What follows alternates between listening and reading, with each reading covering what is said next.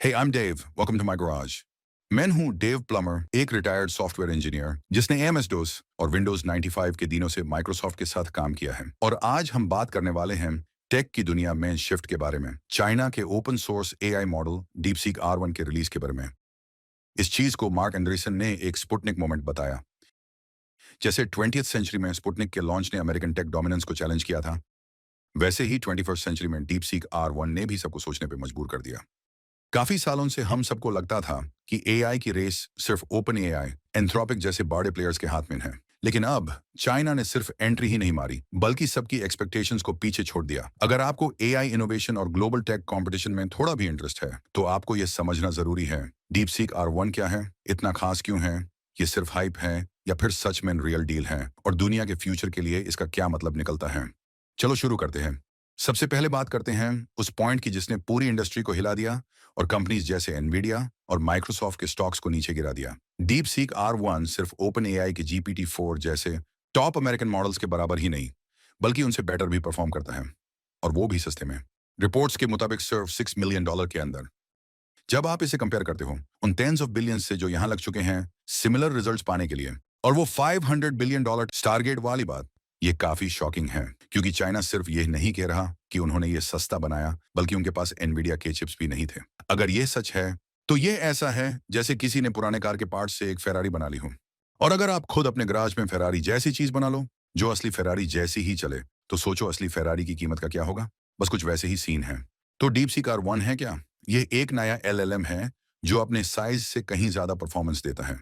छोटी स्केल पे ट्रेन किया गया है, लेकिन फिर भी सवालों के जवाब दे सकता है, टेक्स्ट जनरेट कर सकता है और कॉन्टेक्स्ट समझ सकता है। लेकिन ये बड़ी बात यह नहीं है, बड़ी बात है इसका डिजाइन का तरीका। डीपसीक R1 को चीप, एफिशिएंट और स्मार्टली डिजाइन किया गया है। ओपन AI के GPT-4 या मेटा के लैलामा जैसे बड़े मॉडल्स का रेफरेंस लेके एक छोटा और सुपर फास्ट वर्जन बनाया गया है। अब थोड़ा डिटेल में समझते हैं। डीप सीक R1 एक डिजिटल लैंग्वेज मॉडल है। जब आप एक बड़ा AI मॉडल ट्रेन करते हो, तो वो हंड्रेड्स ऑफ बिलियंस या ट्रिलियंस पैरामीटर्स का होता है, जिसके लिए टेराबाइट्स ऑफ डेटा और एक पूरा डेटा सेंटर GPU से भर के चाहिए होता है। लेकिन हर काम के लिए इतनी पावर जरूरी होती है, और यही है डिस्टिलेशन का कॉन्सेप्ट, छोटा लेकिन इफेक्टिव मॉडल। एक बार सोचो, मान लो आपके पास एक GPT-4 या फिर 671 बिलियन पैरामीटर का R1 लेवल का मॉन्स्टर मॉडल है, तो आप उनके गाइडेंस में छोटे मॉडल्स को ट्रेन करवा सकते हो, बिल्कुल वैसे जैसे एक गुरु अपने चेले को सिखाता है। चेले को सब कुछ नहीं पता होना चाहिए, बस इतना कि काम सॉलिड हो जाए। डीपसीक R1 ने इस अप्रोच को यूज किया है। बड़ी AI मॉडल्स की गाइडेंस में ट्रेन होके इसने नॉलेज और रीजनिंग की पावर को कंप्रेस कर दिया है एक छोटे लाइट वेट पैकेज के अंदर। पर रिजल्ट क्या निकला? एक ऐसा मॉडल जो बिना डेटा सेंटर के भी इजीली रन हो सकता है। इसके छोटे वर्जन्स को आप एक CPU या एक पावरफुल लैपटॉप पे भी चला सकते हो। ये गेम चेंजर है। अब ये काम कैसे करता है, चलो थोड़ा एग्जाम्पल के थ्रू समझते हैं।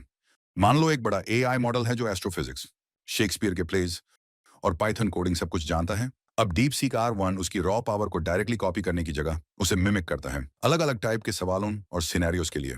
केयरफुली सेलेक्टेड एग्जाम्पल्स और स्मार्ट ट्रेनिंग के थ्रू ये छोटा मॉडल वैसा ही आंसर देना सीख जाता है, बिना पूरी लाइब्रेरी को अपने अंदर स्टोर किए। मतलब आंसर तो कॉपी किए, लेकिन पूरी लाइब्रेरी नहीं उठाई।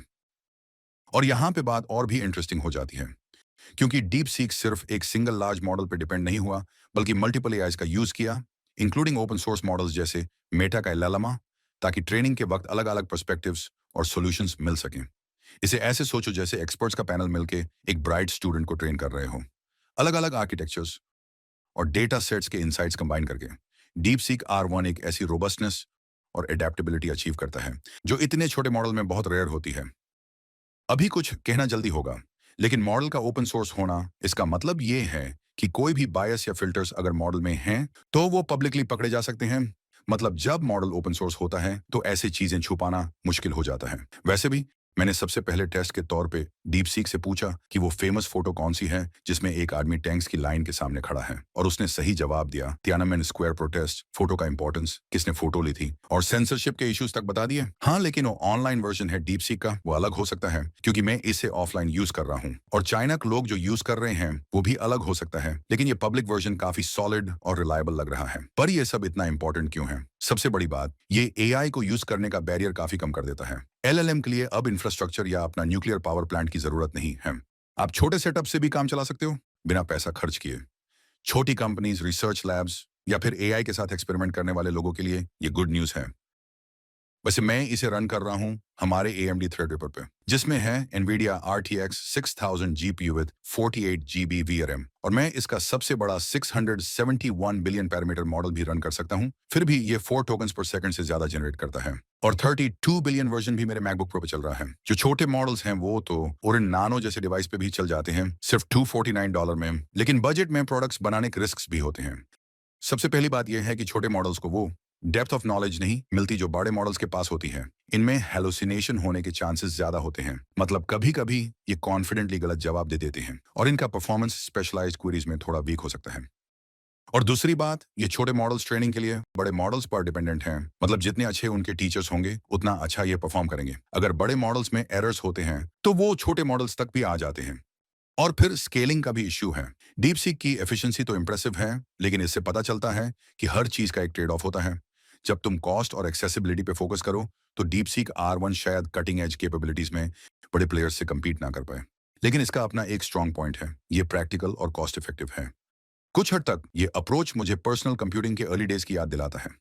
तब मेन फ्रेम्स इंडस्ट्री पे राज करते थे, और फिर आए ये छोटे जुगाड़ू पीसीज जो शायद सब कुछ नहीं कर पाते थे, लेकिन काफी काम के लिए काफी अच्छे थे। आज से कुछ डेकेड्स बाद पीसीज ने पूरा कंप्यूटिंग का लैंडस्केप ही बदल दिया। डीप सीक शायद GPT-5 ना हो, लेकिन ये एक ऐसे एआई फ्यूचर का रास्ता बना सकता है जहां एडवांस टूल्स सिर्फ बड़े टेक जायंट्स तक लिमिटेड ना रहें। सोचो, एआई मॉडल्स जो स्पेसिफिक इंडस्ट्रीज के लिए टेलर किए गए हों, लोकल हार्डवेयर पे रन करें फॉर बेटर प्राइवेसी और कंट्रोल, या फिर डायरेक्टली स्मार्टफोन्स और स्मार्ट होम हब्स जैसे डिवाइसेस में एम्बेडेड हो। अपना खुद का एआई असिस्टेंट होने का आइडिया जो किसी मैसिव क्लाउड बैकएंड पे डिपेंड ना करे, अब ज्यादा रियलिस्टिक लगने लगा है। लेकिन हाँ, आगे का रास्ता इतना स्मूथ भी नहीं है। डीप सीक जैसे मॉडल्स को ये प्रूव करना पड़ेगा कि ये रियल वर्ल्ड टास्क हैंडल कर सकते हैं, इफेक्टिवली स्केल कर सकते हैं और इनोवेशन कंटिन्यू रख सकते हैं, तब जब कंपटीशन बड़े प्लेयर्स से हो। लेकिन अगर टेक हिस्ट्री ने हमें सिखाया है कि इनोवेशन हमेशा बड़े प्लेयर्स से नहीं आता, कभी कभी एक नई सोच या नेसेसिटी के वजह से नए तरीके से काम करना ही गेम चेंज कर देता है। इन सब से पता चलता है कि चाइना सिर्फ एआई रेस का पार्टिसिपेंट नहीं है, बल्कि एक पावरफुल कंपेटिटर है जो ओपन सोर्स मॉडल्स क्रिएट कर रहा है। अमेरिकन कंपनीज जैसे open AI, Google deep mind और एंथ्रोपिक के लिए ये एक चैलेंज बन गया है। एक तो टेक्नोलॉजी में लीडरशिप मेंटेन करनी है, अपने हाई प्राइस को जस्टिफाई करना है जब सामने केपेबल और कॉस्ट इफेक्टिव ऑप्शन हो। तो फिर अमेरिकन एआई के लिए इसका क्या मतलब है? देखा जाए तो डीप सीक R1 जैसे ओपन सोर्स मॉडल्स डेवलपर्स को दुनिया भर में कम कॉस्ट पे इनोवेट करने का मौका देते हैं। इससे प्रोप्राइटरी मॉडल्स का कंपेटिटिव एडवांटेज काफी हर्ट हो सकता है, स्पेशली रिसर्च और स्मॉल टू मीडियम एंटरप्राइजेस के अडॉप्शन एरियाज में। यूएस कंपनीज जो सब्सक्रिप्शन या एपीआई बेस्ड रेवेन्यू मॉडल्स पर डिपेंड करती हैं, उन पे प्रेशर आ सकता है। डीप सीक R1 का ओपन सोर्स सॉफ्टवेयर की तरह रिलीज होना एआई कैपेबिलिटीज को एक्सेस करने को भी डेमोक्रेटाइज करता है। अब कंपनीज और गवर्नमेंट्स ग्लोबली बिना किसी लाइसेंसिंग के डर के या यूएस फर्म्स के रिस्ट्रिक्शंस के इस बेस पे बिल्ड कर सकते हैं। ये ग्लोबली एआई अडॉप्शन को बढ़ाता है, लेकिन यूएस बेस्ड मॉडल्स की डिमांड को कम भी करता है, जिसका डायरेक्ट इंपैक्ट ओपन एआई और गूगल क्लाउड के रेवेन्यू पर होगा। स्टॉक मार्केट की बात करें तो जो companies AI licensing, cloud infrastructure या एनवीडिया के चिप्स या एपीआईज पे डिपेंडेंट हैं, उनकी ग्रोथ नीचे जा सकती है और कंपटीशन के कारण इन्वेस्टर्स उन पे प्रेशर डाल सकते हैं। इंट्रो में मैंने एक छोटा सा रेफरेंस दिया था स्कूप एंगल का, एंड मैं खुद तो कंस्पिरेसी थियोरिस्ट नहीं हूं, लेकिन कुछ लोगों का कहना है कि हमें चाइना की बात को बिना सवाल के एक्सेप्ट नहीं करना चाहिए, स्पेशली जब बात मॉडल के डेवलपमेंट की हो। अगर सच में ये मॉडल सिर्फ कुछ मिलियन डॉलर्स में बन गया है तो ये एक बड़ी बात है, लेकिन कुछ लोग मान रहे हैं कि शायद चाइना ने काफी हैवी इन्वेस्टमेंट किया है ताकि अमेरिका का स्टेटस हिलाया जा सके और एक एक्सपेंसिव प्रोडक्ट को चीप दिखाया जा सके। लेकिन सच क्या है वो तो सिर्फ वक्त ही बताएगा। तो ये था डीप सीक R1, एक छोटा सा एआई जो अपने वेट से काफी ज्यादा पंच मार रहा है। स्मार्ट टेक्निक्स से बनाया गया है और डिजाइन किया गया है ताकि एडवांस्ड एआई को और ज्यादा लोगों के लिए एक्सेसिबल बनाया जा सके। ये परफेक्ट नहीं है, लेकिन ये दिखाता है कि फ्यूचर का एआई कैसा हो सकता है। लाइट वेट, एफिशिएंट, थोड़ा रॉ फील वाला, लेकिन पोटेंशियल से भरा हुआ। अगर आपको ये एक्सप्लेनर वीडियो इन्फॉर्मेटिव या एंटरटेनिंग लगा हो तो बस याद रखना, मैं ये सब मेनली सब्स और लाइक्स के लिए ही करता हूँ। तो अगर आप सब्सक्राइब कर लो चैनल को तो बड़ी खुशी होगी मुझे। और हाँ, नीचे एक शेयर बटन भी होगा। आपके टूल बार में कहीं एक फॉरवर्ड आइकॉन होगा जिसे आप इस वीडियो को किसी और को भेज सकते हो, स्पेशली उनको जो एजुकेट तो होना चाहते हैं लेकिन अभी तक इस चैनल के बारे में नहीं जानते। तो अगर किसी को डीप सीक R1 के बारे में बताना है, बस इस वीडियो का लिंक भेज दो।